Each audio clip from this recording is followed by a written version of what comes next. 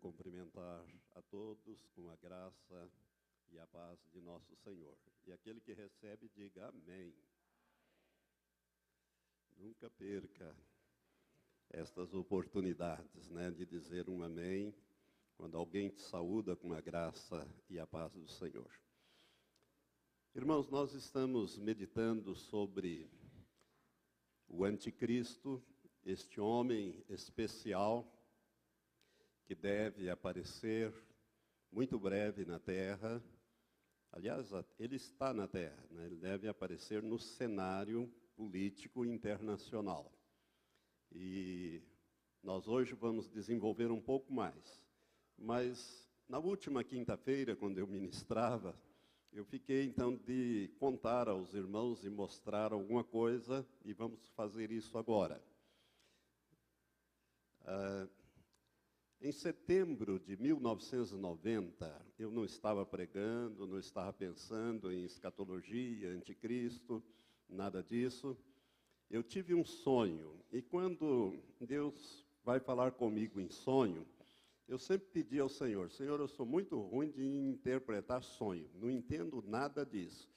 Quem entende um pouco desse negócio é o pastor Matias. Então, quando alguém vem com um sonho para me contar, eu digo, não, conta para o pastor Matias que ele tem mais esse espírito de Daniel aí, de decifrar as coisas, sonhos e visões. E eu sempre orei ao Senhor que quando Ele quisesse falar comigo, num sonho, que Ele fizesse a coisa bem direta e bem clara, para eu não precisar interpretar, para eu não ter que interpretar. E em setembro de 1990, eu tive um sonho, mas de uma clareza, assim, todos os detalhes. E como eu disse, eu não estava pensando e nem ministrando sobre esse assunto. Nesse sonho eu estava na cidade de Curitiba, bem no centro da cidade, de frente de um prédio que eu conheço, que é uma repartição pública importante do governo do Estado.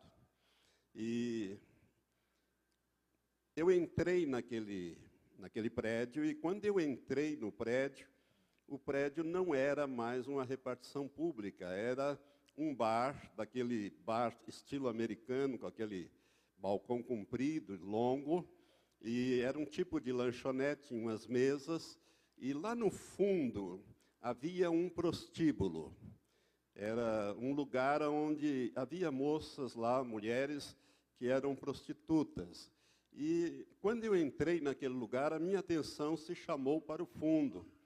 E, de repente, elas me viram, aquelas mulheres, e começaram a gritar, a clamar, dizendo, ajuda-nos a sair daqui, nos ajude a sair daqui.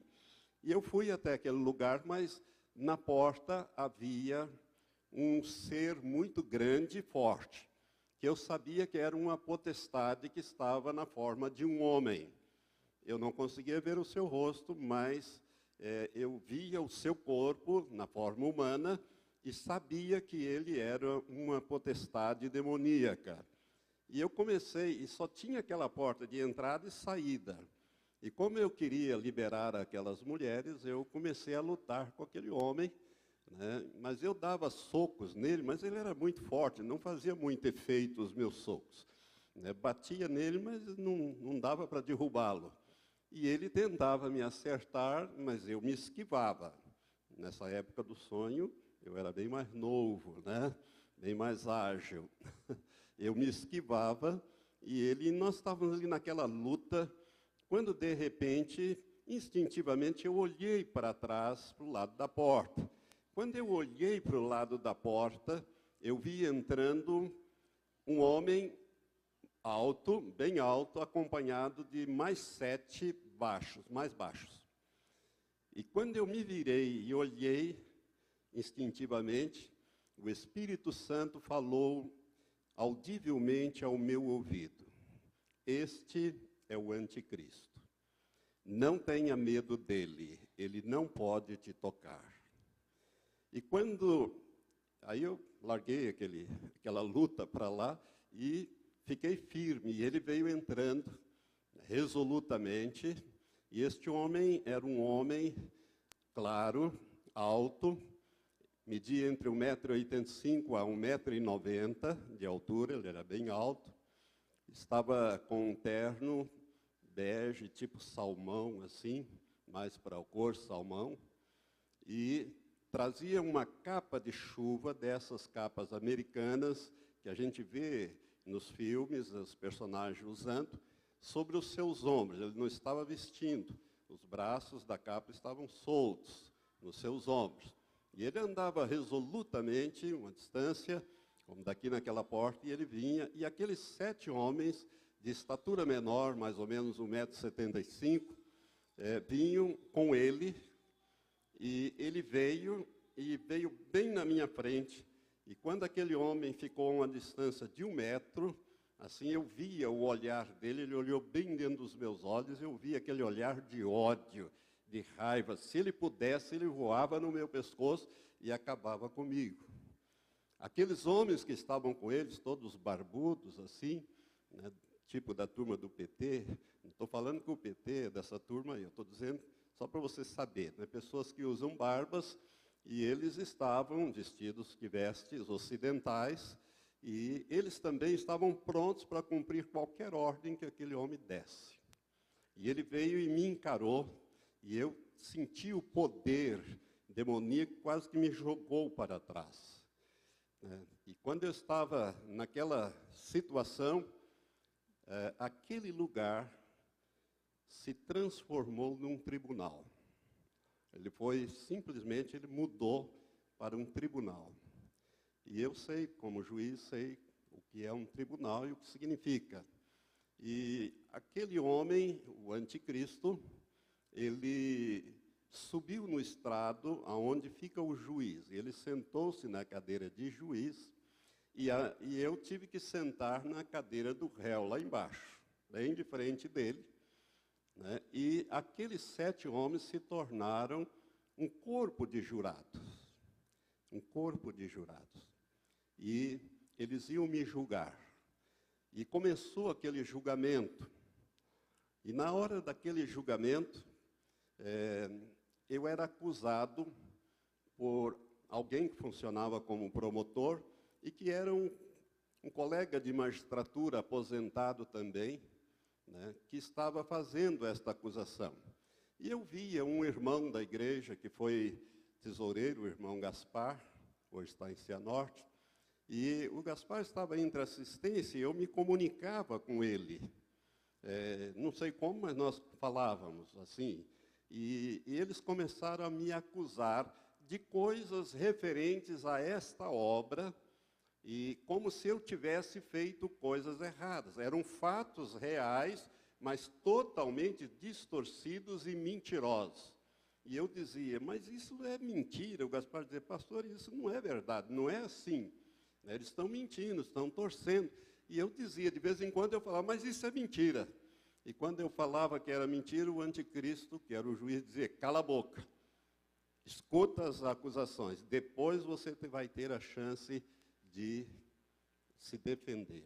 E no meio daquela aflição, ali, aquelas acusações, aquela coisa toda, eu me levantei num dado momento, saí para fora e olhei para o céu e disse, Senhor, o Senhor sabe que eu sou totalmente inocente disso aí, isso é tudo mentira, torcido, distorcido. Entra, Senhor, com providência e me ajuda. Nesse momento eu acordei. Eu acordei naquela aflição, Esse homem, irmãos, ele tinha um aspecto nórdico, como eu falei para vocês. Ele era bem alto, claro, seu cabelo era bem puxado para trás, assim, bem penteado, bem baixinho, como quem usa gel, fixador, uma coisa assim, totalmente para trás, claro, cabelos claros, né? Olhos azuis, um homem que parecia um artista de cinema, parecia um ator bonito, uma presença muito forte, e um magnetismo muito forte, e um poder. Na medida que ele ia se aproximando, eu sentia o poder demoníaco querendo me jogar para trás, mas alguma coisa me segurava, como se eu estivesse para manter-me em pé. E aquele homem, então, veio e aquilo se transformou num tribunal, como eu disse, e eu estava sendo julgado. Desde esse sonho, que foi em setembro de 1990, eu tenho procurado ver nos noticiários internacionais, principalmente quando se refere à Europa, eu sei que ele vem da Europa, então, ver se eu acho esse homem. Né? E aonde eu passo, de vez em quando, eu conto essa experiência e muitos me ligam e dizem, pastor, e o homem lá, o anticristo do sonho, o senhor já viu? Não, nunca vi. Aí nunca vi aquele homem. E há pouco tempo atrás, cerca de 2 anos, um irmão muito querido nosso, irmão Luiz Círico, veio com um DVD depois de um culto e disse, pastor, o senhor já viu esse filme? Aí eu olhei, o pianista, falei, não, nunca vi esse filme. Aí ele disse, assista porque trata da perseguição dos judeus na Polônia, uma história verdadeira, que foi feito um filme premiado com 4 Oscars, um filme muito, muito interessante, você vai gostar. E eu fui ver o filme depois, passado uns dias, e estou assistindo um filme, quando o filme está chegando no final, eu não caí porque eu estava sentado. Mas aquela cena final que mostra um oficial nazista dentro de um casarão todo bombardeado, e ele, que é o ator principal, que era um pianista famoso na Polônia, ele consegue achar uma lata de pepino em calda e tenta abrir aquela lata com atiçador de lareira, e aquela lata cai e vai rolando. Aí aparece, a câmera pega o nazista de baixo para cima. Eu levei um susto tremendo, porque aquele ator é a cara do homem que eu vi. Ele parece demais com o personagem que o Espírito Santo me disse que era o anticristo. Esse ator, eu fiz uma pesquisa, peguei umas fotos dele na internet, vou lhe mostrar agora. Esse ator é Thomas Kretschmann. Thomas Kretschmann, ele fez esse filme em 2002, e é uma história verdadeira. Esse personagem existiu, ele ajudou esse outro a escapar da perseguição nazista no final da guerra. E esse ator, ele é bem mais baixo do que o personagem que eu vi. Ele tem 1,76 m. O anticristo tem quase em torno de 1,90 m, 85 a 90 de altura, bem mais alto. Thomas Kretschmann, quando fez esse filme, ele estava com 40 anos. O anticristo tinha uma aparência de uns 35 anos, mais ou menos. Era um jovem de 35 anos, mais ou menos, quando eu vi que ele veio falar. Eu vi, aquela imagem nunca saiu da minha mente. Se eu ver aquele homem em qualquer lugar, bati o olho, e por isso que eu levei um susto, quando eu vi aquele ator na primeira cena que ele aparece. Né? E olhos azuis, Thomas Kretschmann também tem olhos azuis, claro. Então, eu vou mostrar essas fotos agora. Se alguém puder apagar ali para mim, o Nivaldo vai projetar. São 4 fotos só para você ter uma ideia de quem que eu estou falando. Não estou dizendo que é esse homem, preste atenção nisso. Né? Mas é esse o rosto do personagem que eu vi. Essa é uma das fotos. Pode passar, Nivaldo. Não sei se está dando para ver, tá? Essa cena aí é muito tocante. É exatamente esse rosto. O cabelo é que é um pouco diferente, é puxado para trás, totalmente mais baixo.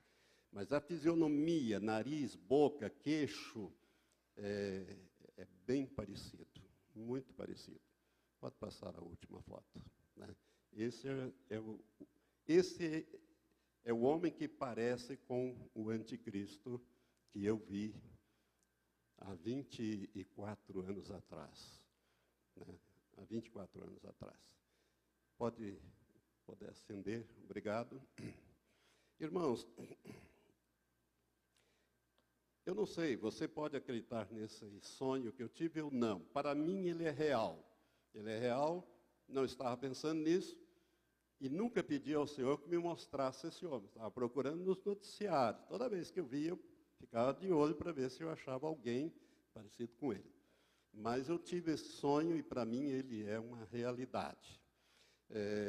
Um dos grandes teólogos dos dias de hoje escreveu uma obra extraordinária, que eu tenho há muitos anos, chama-se Russell Norman Champlin. Champlin escreveu 6 volumes, uma obra enorme, milhares de páginas, comentando o Novo Testamento versículo por versículo.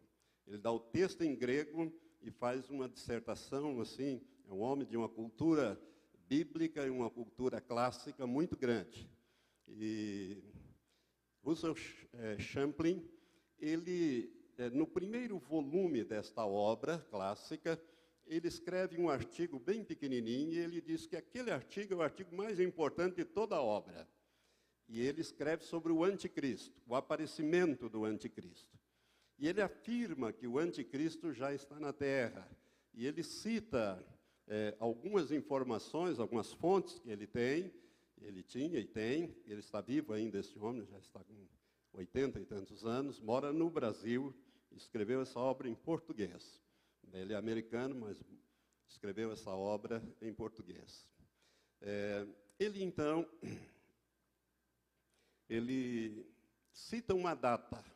Ele diz que místicos contemporâneos dos dias de hoje afirmam que o anticristo nasceu no dia 5 de fevereiro de 1962.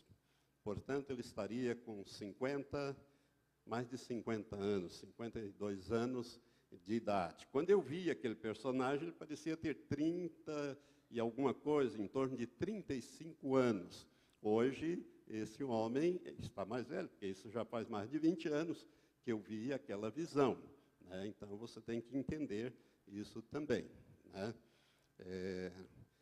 E ele é uma das pessoas que afirmam que o anticristo está vivo e nasceu nessa data e está se preparando, e ele dá mais informações sobre esse personagem. Mas o que eu queria ressaltar é que ele faz uma afirmação categórica, dizendo que esse homem já nasceu, teria nascido nesta data, 5 de fevereiro de 1962, e estaria se preparando, então já estaria preparado para assumir. Irmãos, Deus levantou um homem muito importante nos dias que correm, no Quênia, que é o médico cientista Dr. David Owour. Eu já citei e já falei de profecias deste homem. Ele, quando a última vez que falei dele, ele tinha mais de 50 profecias que Deus deu a ele, que ele profetizou e já se cumpriram. Hoje já passam de 70 as profecias que Deus tem dado a este homem. E ele afirma que o anticristo já nasceu. Não só nasceu, como o próprio Senhor mostrou a ele o anticristo. E eu gostaria de passar esse vídeo. Ele dura menos de 2 minutos, também para que você pudesse ler e prestar atenção no que este profeta, David Owour não é pastor, ele é um profeta de Deus, e o Senhor teria mostrado para ele há pouco tempo atrás, não tem muito tempo, o Senhor mostrou para ele esse personagem. Então apague novamente, por favor. Pode soltar. Esse não. For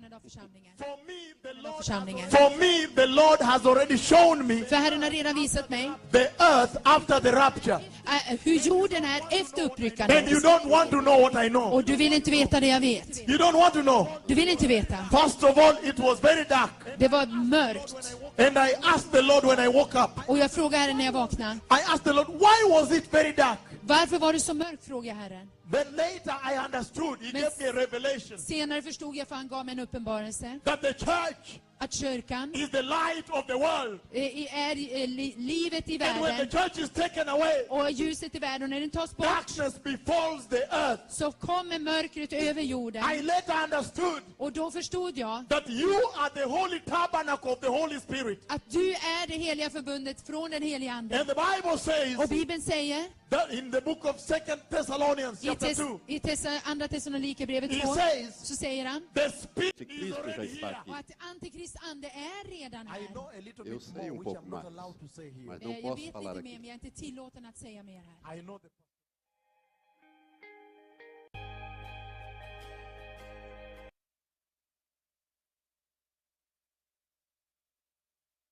Uppryckandet av församlingen. For me, the Lord has already shown me För Herren har redan visat at the holy tabernacle of the Holy Spirit. att du är det heliga förbundet från den helige Ande. And the Bible says Och Bibeln säger that in the book of 2 Thessalonians chapter 2, Andra Thessalonikerbrevet he 2, says så säger han, the Spirit is going to come on the news. The Yeah. Lord normally shows me at night. Normalmente Look, o tomorrow Senhor me he's going to be on the mostra news. no så säger sonho à Herren till mig noite. att imorgon kommer Olha, vara på nyheter. amanhã Uppryckandet av församlingen. For me, the Lord has already shown me. För Herren har redan visat mig. Jag är inte tillåten att säga mer här. I know the personalities involved. I have seen, I know where he lives. Jag vet var han bor och så vidare. I know the personalities involved after the rapture. Han är involverad och efter uppryckandet.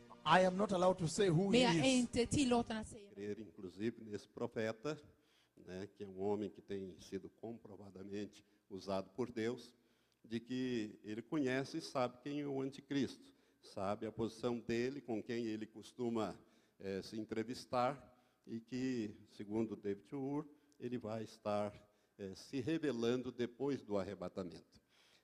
David Ur, ele tem um posicionamento, irmãos, pré-tribulacionista, é um pouco diferente daquilo que eu entendo e ensino. Eu entendo que a igreja não vai sair antes desse período de 7 anos, da última semana profética, do capítulo 9, da profecia de Daniel. Muitos ensinam assim, e David Ur tem esse posicionamento. Eu já notei isso em várias vezes que ele se manifesta. Então, ele pensa que o anticristo só vai aparecer depois que a igreja for levada. Meu entendimento bíblico, baseado nesse texto mesmo que ele cita, 2 Tessalonicenses 2, capítulo 2, é que a igreja estará aqui quando o anticristo se manifestar. Basta você ler. Vamos ler para você ver? 2 Tessalonicenses. É muito claro esse texto. Eu não sei por que os teólogos, pregadores, têm dificuldades de entender assim. Para mim, esse texto é de uma clareza muito forte. O apóstolo Paulo, como eu disse na última vez que ministrei, na última quinta-feira, ele escreveu 2 cartas à igreja de Tessalônica. Na primeira, ele descreve o arrebatamento do capítulo 4. E na segunda, porque alguns irmãos não estavam entendendo bem, ele escreve novamente, por inspiração do Espírito Santo, para aclarar aquilo que ele havia informado na primeira carta de como seria o arrebatamento. Alguns pensavam que o arrebatamento já tinha ocorrido. Por isso, o Espírito Santo usa novamente Paulo para escrever essa segunda carta à mesma igreja. E ele diz, porque vós mesmos sabeis, irmãos. Desculpa, aqui é a primeira, estou lendo aqui na primeira. Segunda. Ora, quanto à vinda de nosso Senhor Jesus Cristo e a nossa reunião com Ele, é isso que ele fala na primeira carta, no capítulo 4. Ele descreve o arrebatamento, dizendo que Jesus vai vir e nós vamos subir a encontrar com Ele nos ares. Aí ele esclarece, então, melhor aqui. Ora, quanto à vinda de nosso Senhor Jesus Cristo e a nossa reunião com Ele, ou seja, o arrebatamento, rogamos, irmãos, que não vos movais facilmente do vosso modo de pensar, nem vos perturbeis, quer por espírito, quer por palavra, quer por epístola, como enviada de nós, como se o dia do Senhor já estivesse perto. Ninguém de modo algum vos engane, porque isto, ou seja, a vinda de nosso Senhor Jesus Cristo e a nossa reunião com Ele, isto não sucederá sem que venha primeiro, ora, preste atenção, o apóstolo Paulo diz que tem que acontecer 2 coisas antes, sem que venha primeiro a apostasia e segundo, e seja revelado o homem do pecado, o filho da perdição, aquele que se opõe e se levanta contra tudo que se chama Deus ou é objeto de adoração, de sorte que se assenta no santuário de Deus, apresentando-se como Deus. Não vos lembrais de que eu vos dizia estas coisas quando ainda estava convosco? E agora vós sabeis o que o detém. O que o detém aqui, irmãos, é o Espírito Santo, que está com a igreja. Enquanto a igreja, né, estiver aqui, ele não tem condições de agir mas ele vai ser revelado, mas não vai apresentar-se e impor-se como anticristo, para que a seu próprio tempo seja revelado. Pois o mistério da iniquidade opera, somente há um que agora o detém, até que seja posto fora, ou até que seja colocado de lado. E então será revelado este iníquo, a quem o Senhor Jesus matará com o sopro da sua boca e destruirá com a manifestação da sua vinda. Então, irmãos, no meu entendimento, duas coisas têm que acontecer. A apostasia, que está por aí, eu já mostrei isso na outra ministração anterior que eu fiz, como os sinais da segunda vinda. Eu mostrei a apostasia que anda na terra, em todos os lugares, e a manifestação do anticristo. A igreja, no meu entendimento, ela vai estar aqui quando ele se manifestar. Ele não vai se apresentar na televisão como o anticristo. Ele vem como alguém que tem solução para os problemas, né? Aquele que tem a sabedoria de Satanás com ele. Mas essa é uma questão de posicionamento. E em escatologia a gente não pode ser taxativo, dogmático, no sentido de dizer é assim e não vai ser diferente, né? Tudo é possível, é uma questão de interpretação. No meu modo de ver, a igreja vai saber. E eu já dei uma chave para vocês, saber quem vai ser esse homem.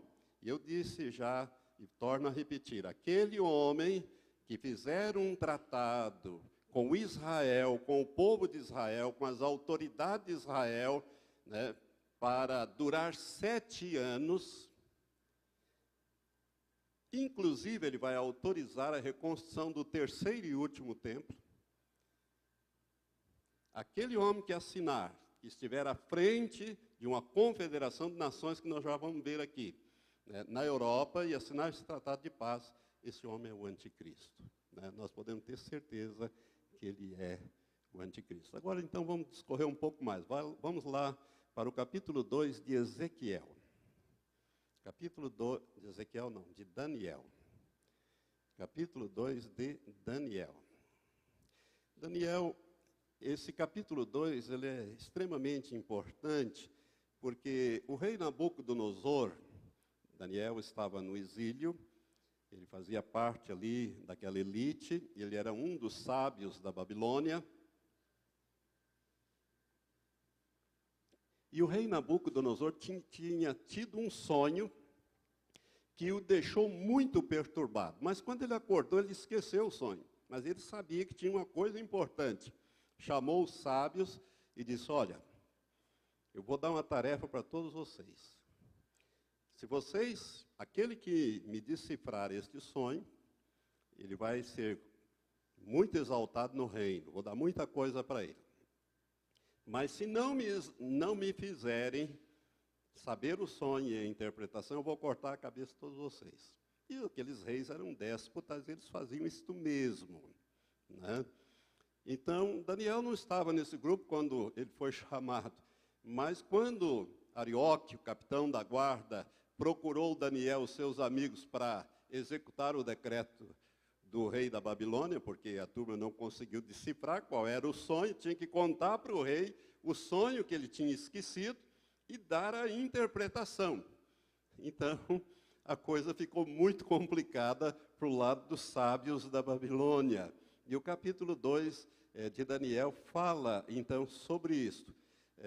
Verso 25 diz assim, então Arioque, que era o capitão da guarda, depressa introduziu a Daniel na presença do rei e disse-lhe assim, achei dentre os filhos dos cativos de Judá um homem que fará saber ao rei a interpretação. Respondeu o rei e disse a Daniel, cujo nome era Beltsazar, pode tu fazer-me saber o sonho que tive e a sua interpretação? Respondeu Daniel na presença do rei e disse, o mistério que o rei exigiu, nem sábios, nem encantadores, nem magos, nem adivinhadores lhe podem revelar. Mas há um Deus no céu, o qual revela os mistérios. ele, pois, fez saber ao rei Nabucodonosor o que há de suceder nos últimos dias. Preste atenção nesta frase.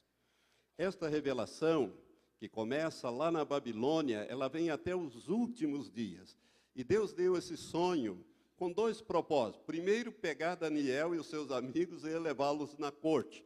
Depois dessa interpretação, ele se torna o primeiro ministro do reino da Babilônia, o homem mais importante depois do rei. Deus usou esse subterfúgio para fazer isto. E a segunda coisa que Deus queria era revelar o que ia acontecer lá no fim. Lá no final, nesse tempo do fim que nós estamos vivendo. Então, essa profecia tem a ver com esse tempo e com esse personagem, o anticristo, que nós estamos fazendo. Final do verso 28. O teu sonho e as visões que estivesse na sua cama são essas. Estando tu, ó rei, na tua cama, subiram os teus pensamentos sobre o que havia de suceder no futuro. Aquele, pois, que revela os mistérios, te fez saber o que há de ser. E a mim me foi revelado esse mistério, não por eu ter mais sabedoria que qualquer outro vivente, mas para que a interpretação se fizesse saber ao rei e para que entendesse os pensamentos do teu coração. Então agora vem a revelação. Tu, ó rei, na visão olhaste e eis uma grande estátua. Essa estátua imensa, de excelente esplendor, estava em pé diante de ti, e a sua aparência era terrível. A cabeça dessa estátua era de ouro fino, o peito e os braços de prata, o ventre e as coxas de bronze, as pernas de ferro e os pés em parte de ferro e em parte de barro. Estavas vendo isso quando uma pedra foi cortada sem auxílio de mãos, a qual feriu as estátuas nos pés de ferro e de barro. Presta atenção nisso. Feriu a estátua nos pés de ferro e de barro, e os esmiuçou. Então foi juntamente esmiuçado o ferro, o barro, o bronze, a prata e o ouro, os quais se fizeram como pragana nas eiras no estio, e o vento os levou, e não se podia achar nenhum vestígio deles.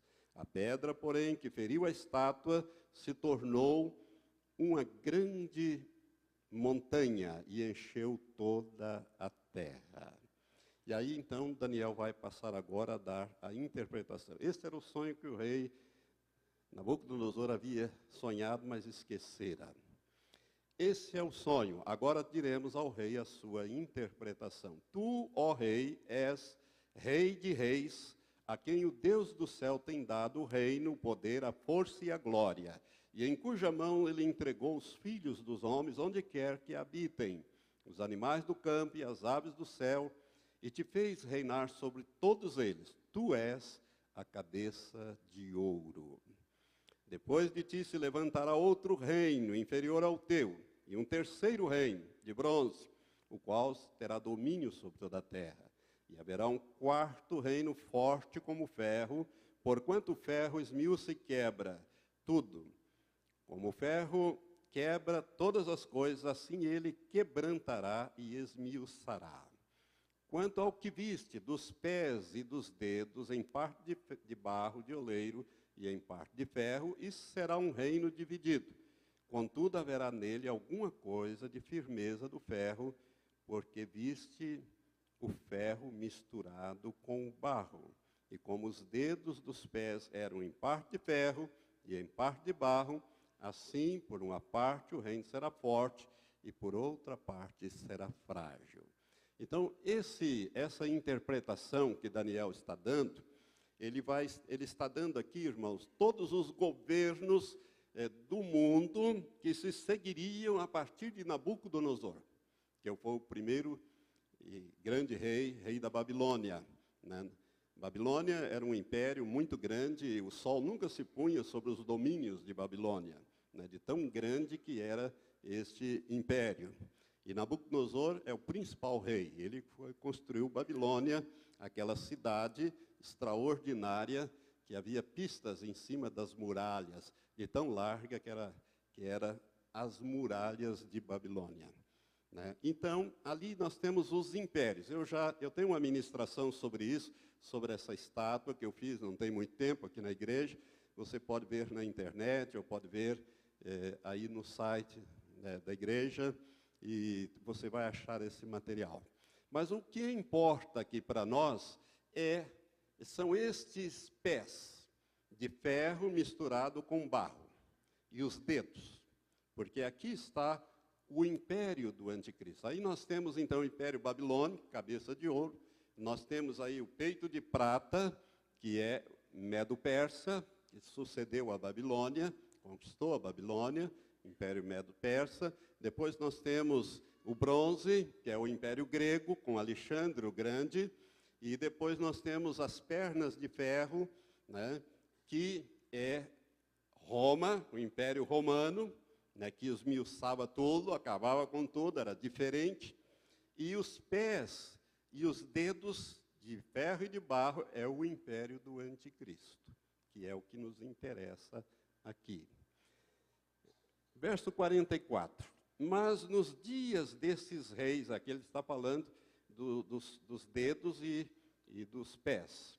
Mas nos dias desses reis, o Deus do céu suscitará um reino que não será jamais destruído, nem passará a soberania deste reino a outro povo, mas esmiuçará e consumirá todos esses reinos e subsistirá para sempre. Esse reino, quem que você acha que é esse reino aqui?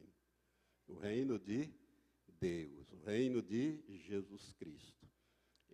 Jesus é essa pedra que é arremessada. Lembra-se que aonde ele vai pegar?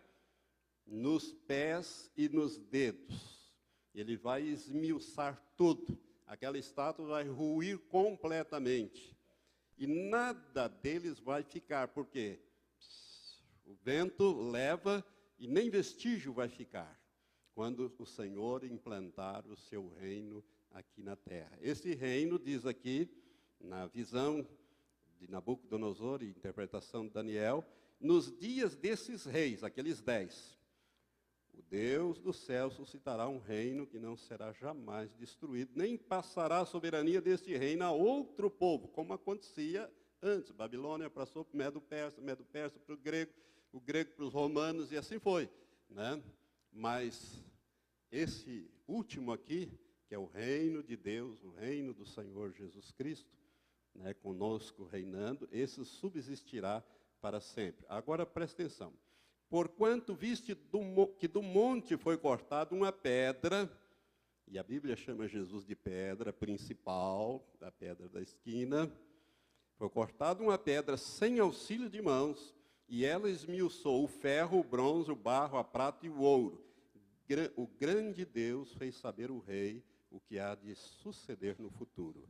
Certo é o sonho e fiel a sua interpretação. Então, esta visão de Daniel aqui, a interpretação, ela vem, irmãos, desde o tempo de Nabucodonosor até os dias atuais. Até os dias atuais. Manda uma página aí para frente, duas. Vamos ao capítulo 7. Vamos ver as coisas que a Bíblia fala desses dedos, desse pé, desses 10 aí, que a Bíblia fala em vários lugares. Capítulo 7, que nós já lemos no início, na primeira ministração sobre esse tema, nós encontramos, nós sabemos, eu já falei sobre ele, no verso 8, no capítulo 7, verso 8, Daniel, então, nessa visão, ele disse: eu considerava os chifres, e eis que entre eles subiu outro chifre pequeno, diante do qual 3 dos primeiros chifres foram arrancados. E eis que neste chifre havia olhos como de homem e uma boca que falava grandes coisas. Presta atenção nisso. Os chifres e os dedos da estátua é a mesma coisa. Na estátua eles estão lá no final, nos pés, lá embaixo. Parte de ferro, parte de barro. Os dedos da estátua, que segura a estátua. Aqui, Daniel vê ele em cima de uma cabeça, ele vê chifres. Chifres é símbolo de poder. Quer ver como é a mesma coisa? Aí vem a interpretação a partir do verso 15. E o anjo que vai dar a interpretação de Daniel, capítulo 7, a partir do verso 15, ele diz assim,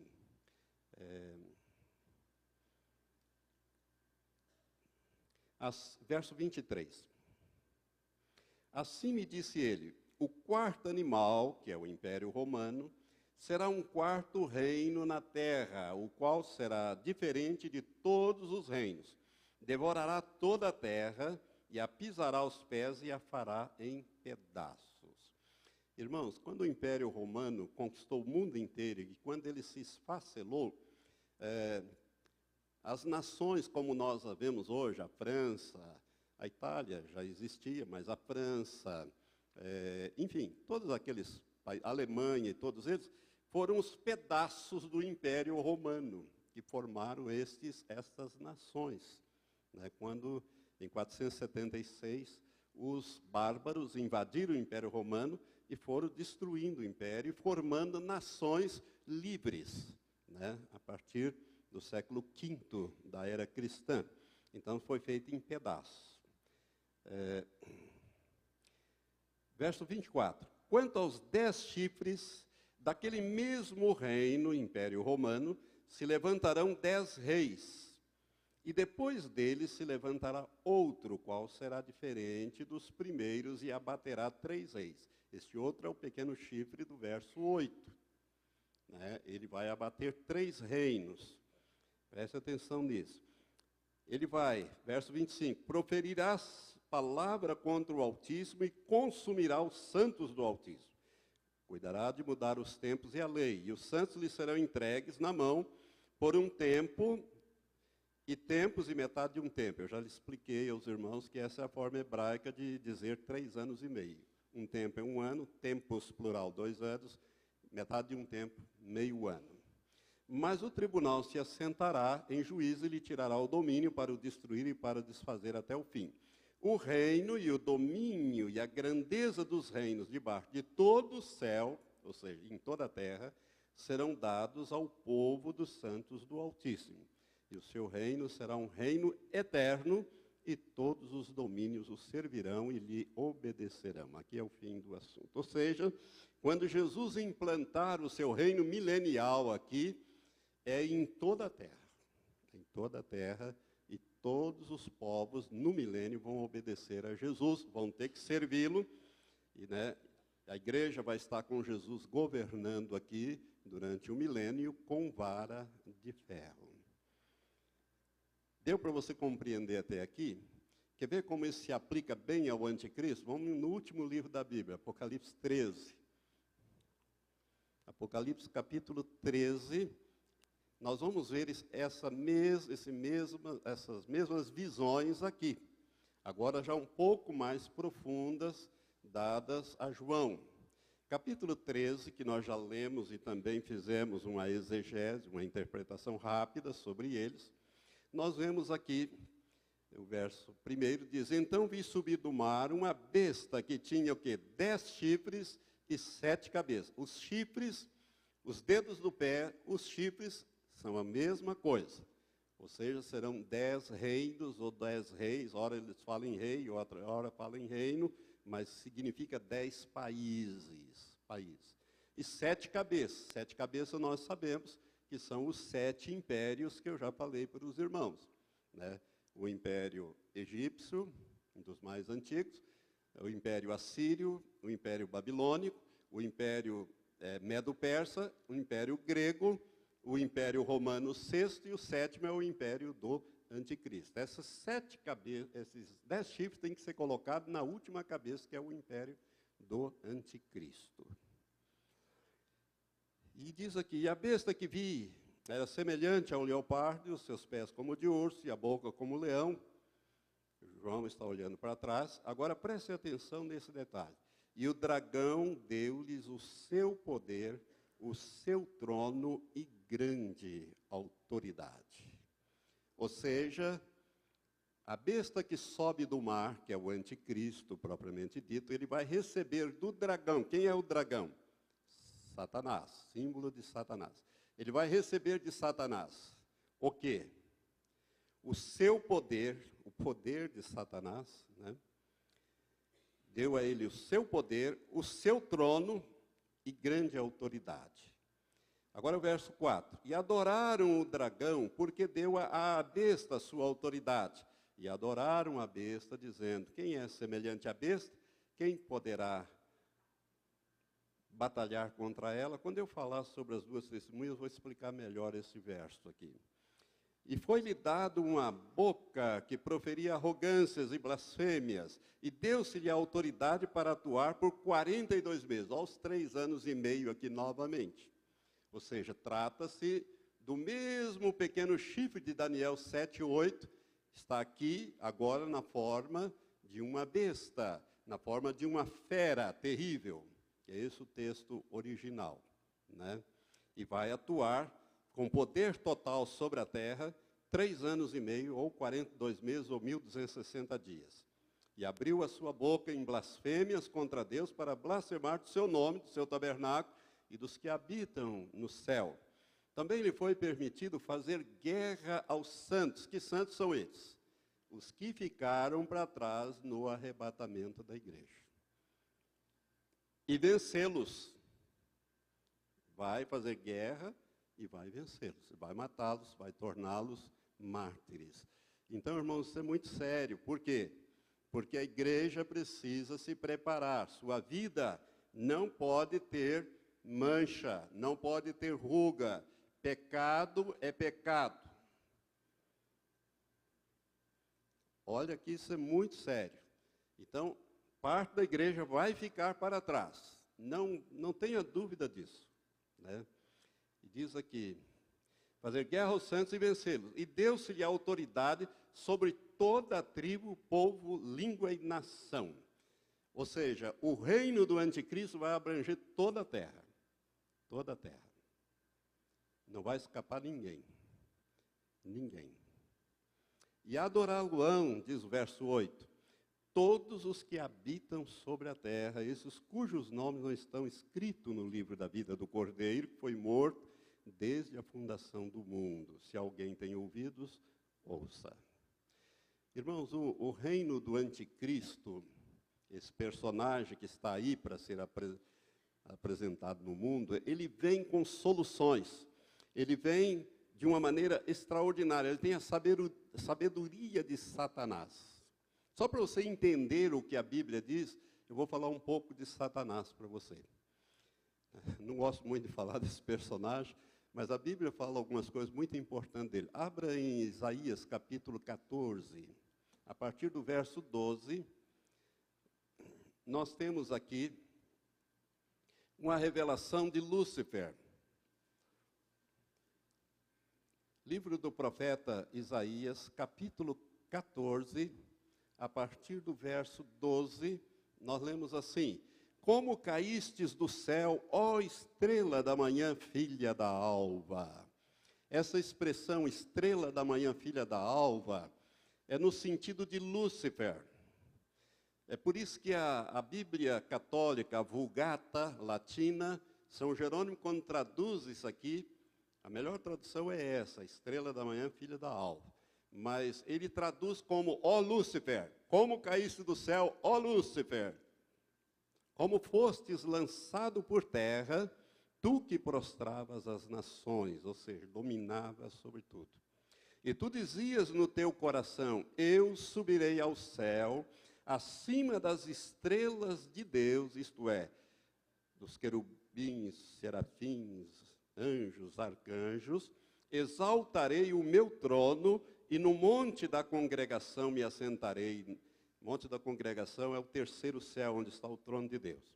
Nas extremidades do norte, subirei acima das alturas das nuvens e serei semelhante ao Altíssimo.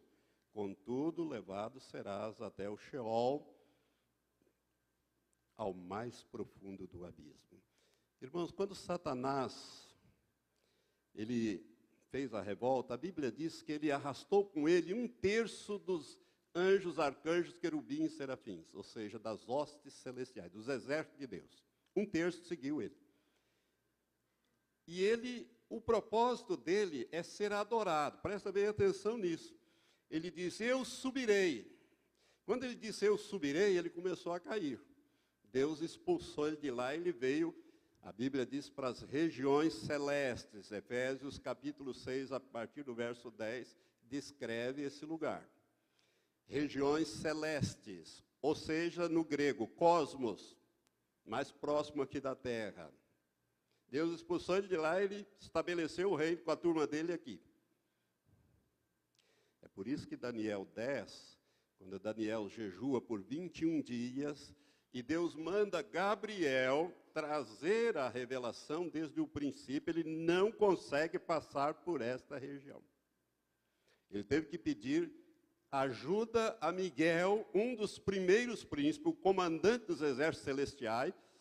Miguel veio em socorro de Gabriel e travou a batalha ali e liberou Gabriel para Gabriel vir e trazer a revelação a Daniel, que pega do capítulo 10 até o final do livro de Daniel. Para você ver como é que a coisa é, né? Então, eles estão nesta região. Ali, Satanás tem o seu trono, a sua autoridade. Satanás não está no inferno, não. Essa história do Satanás lá, os capetas, tentando botar as almas para dentro do caldeirão, né, com rabo vermelho, chifre, isso aí é tudo imagem da Idade Média para assustar o povo. Porque o povo era inculto, não sabia ler, então tinha que ter essas imagens para o povo saber que tinha um inferno, um lugar de sofrimento, capeta e tudo isso. Mas não tem nada a ver com a realidade bíblica e espiritual.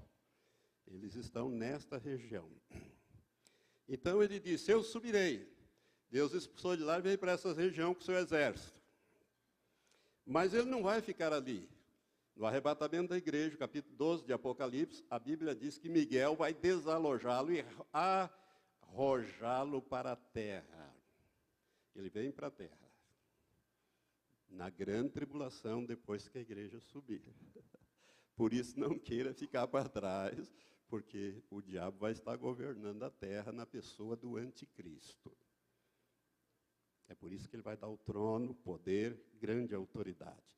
Mas da terra também ele não vai ficar, porque quando Jesus voltar com a igreja em poder e grande glória, Apocalipse 19, Satanás e os demônios serão presos e lançados no abismo mais profundo, onde eles vão ficar 1000 anos. E do abismo ele vai para o lago que arde com fogo e enxofre, preparado para o diabo e os seus anjos, e para lá irão todos os que rejeitarem a salvação de Deus, em Cristo Jesus.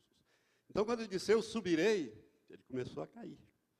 Agora, Ezequiel 28 fala um pouco mais desse personagem para você ver. Ele usa aqui a expressão rei de Tiro, Ezequiel capítulo 28. Ele usa a figura do rei de Tiro. Isso aqui não se aplica ao homem, mas sim a Lúcifer. É um ser poderosíssimo. Capítulo 28 de Ezequiel, a partir do verso 11, Deus fala assim dele. Veio a mim a palavra do Senhor, dizendo, filho do homem, levanta uma lamentação sobre o rei de Tiro e dize-lhes, assim diz o Senhor Deus, tu eras o selo da perfeição. Outra versão diz o sinete da perfeição, cheio de sabedoria e perfeita em formosura.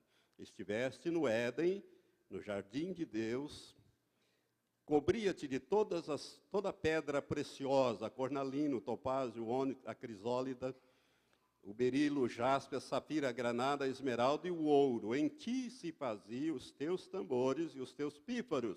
No dia em que foste criado, foram preparados.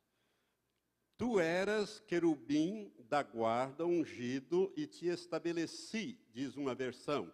Outra diz, eu te coloquei com o querubim da guarda, estiveste no Monte Santo, que é o lugar onde está o terceiro céu, o trono de Deus, andaste no meio das pedras afogueadas, perfeito eras nos teus caminhos, desde o dia em que fostes criado, até que em ti se achou iniquidade. Verso 17, elevou-se o teu coração por causa da tua formosura, corrompeste a tua sabedoria por causa do teu resplendor. Por terra te lancei, diante dos reis te pus, para que te contemplem. Aqui nós temos uma descrição de Lúcifer antes da queda. Ele era um querubim extraordinariamente sábio, inteligente, lindo, era o pão, né? Como a meninada costumava dizer. O homem mais lindo, o ser mais lindo de Deus. Por isso que a palavra Lúcifer significa o brilhante, o portador de luz, o resplandecente. Ele era inteligente, lindo, sábio, tudo isso aqui que a Bíblia fala, né? Perfeito, tão poderoso que um dia ele achou que ele poderia ser igual a Deus. Irmãos, isso é tão real que ele arrastou com ele 1/3 dos seres celestiais, com ele nessa revolta. É por isso que ele disse, eu subirei, e acima das estrelas de Deus, ou seja, dos seres criados por Deus, estabelecerei o meu trono lá no extremo norte, e serei semelhante ao Altíssimo. Ele não quis ser mais do que Deus, porque é impossível ser mais do que Deus. Deus é o top, né? Deus é o perfeito, é o completo em tudo. Não há nada superior a Deus. Não há nada superior, nem ninguém. Então ele disse, eu quero ser semelhante. Toma cuidado com Satanás, hein? E o anticristo, esse homem extraordinário, que vai ter a sabedoria dele, a inteligência dele, o poder dele, a autoridade que ele tem para governar a terra. Por isso, irmãos, quem vai resolver esse problema de palestino e judeu, não é Obama, não é essa turma nada disso. Quem vai resolver isso aí é o anticristo. Ele vai resolver isso aí, mas isso aí ele tira de letra, sem problema, por causa do poder e a autoridade que ele tem, e a capacidade desse homem. E ele é um homem, Eu já expliquei que a Bíblia diz que ele é um homem, e ele está na terra. O David Ur viu ele e sabe quem é esse personagem. Eu vi só no sonho, né? Nunca mais sonhei com esse personagem, então não sei mais nada disso. Fiquei muito feliz quando eu vi esse videozinho de David Ur, dizendo que o Senhor já tinha mostrado para ele, e mostra sempre que esse personagem aparecer na face da terra. Irmãos, então, esse personagem, Satanás, a maior vontade do diabo é ser adorado. É por isso que, se você quer ser abençoado pelo diabo, adore o diabo. Ô pastor, mas adorar o diabo? Você não sabia que existem igrejas de Satanás? Não tem muito tempo atrás, uma das principais revistas desse país publicou uma matéria, por exemplo, em Belo Horizonte, estão construindo, já deve ter terminado, esse templo dedicado a Satanás. Ali nessa matéria foi mostrada a Bíblia do diabo, escrito assim na capa, Bíblia do diabo. E o sujeito que se diz o Papa do diabo, é um místico. Irmãos, o satanismo é uma coisa terrível. São adoradores de Satanás. São adoradores de Satanás. A médica Rebecca Brown, há uns tempos atrás, muitos anos atrás, eu tive a oportunidade de conhecer essa mulher pessoalmente. Ela trabalha muito com libertação de satanistas nos Estados Unidos. E o satanismo é muito forte no estado da Califórnia, lá onde vive pegando fogo. É aquele negócio lá, onde vive pegando fogo, aquela coisa é lá.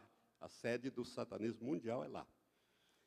E ela escreve um livro, ela escreveu vários livros, mas um deles, o primeiro, Eu Vim Libertar os Cativos, ela faz a 4 mãos com a ex-bruxa que ela conseguiu tirar, que Jesus resgatou do satanismo, uma ex-bruxa. Foi a mulher mais poderosa dos Estados Unidos, Elaine. Essa mulher era tão íntima do diabo que ela mantinha relações sexuais com Satanás.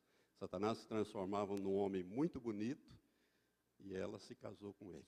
em cerimônias. Coisa terrível de ver, de ler. Não recomendo ninguém a ler esse livro, porque é um livro muito pesado, né? Mas essa mulher, Elaine, que escreve esse livro junto com Rebecca Brown, né, um livro escrito a 4 mãos, ela relata coisas assim extraordinárias que acontecem no meio do satanismo. E o satanismo, ele se infiltra nas igrejas evangélicas com a finalidade de destruir a igreja evangélica. Elaine, no tempo que era satanista, era professora da escola bíblica dominical. E ela disse que uma das coisas que mais pesa no coração dela, pesava, que ela já faleceu há pouco tempo atrás, é que ela desviou muitos jovens para o satanismo. Ela era professora. Eles se infiltram e destroem as igrejas. Por isso que a gente tem que ter muito cuidado com quem você põe em cargos-chave. Não é, irmão, querer controlar as coisas de tudo, mas é zelo, porque Deus tem revelado que os tempos são tempos trabalhosos e tempos complicados esses na face da terra. Eu conheço igrejas no Brasil que foram destruídas por satanistas. Igrejas grandes, em Belo Horizonte. Destruídas completamente. E eles destroem mesmo. Então, nós estamos vivendo esse tempo difícil. Então, nós temos adoradores de Satanás, igreja de Satanás, Bíblia do diabo, Papa do diabo, tem toda essa coisa errada por aí. Né? Isso não é fantasia, não é realidade. É realidade. Nós estamos vivendo esse tempo final. Esse homem já está na terra, está fazendo a obra dele, tudo está preparado. Tudo está preparado para esta revelação. Eu vou parar aqui, que o tempo já escoou, mas no próximo quinta-feira eu quero concluir. Eu gostaria ainda de falar um pouquinho mais sobre esse personagem. E quero falar falei hoje sobre a base do seu governo, que vai ser a Europa. Ainda precisaria falar um pouco mais sobre a base do governo. A formação a União Europeia, irmãos, vai ser a base do governo deste homem.